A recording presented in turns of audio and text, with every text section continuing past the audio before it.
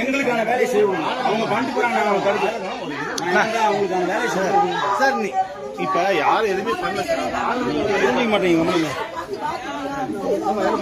திவ்யா, இதெல்லாம் பரவாயில்லையா?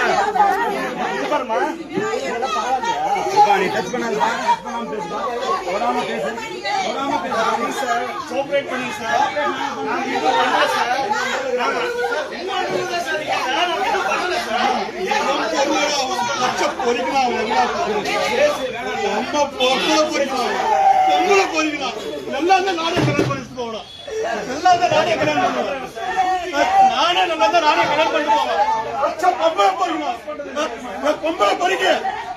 வண்டியில வச்சுருக்கா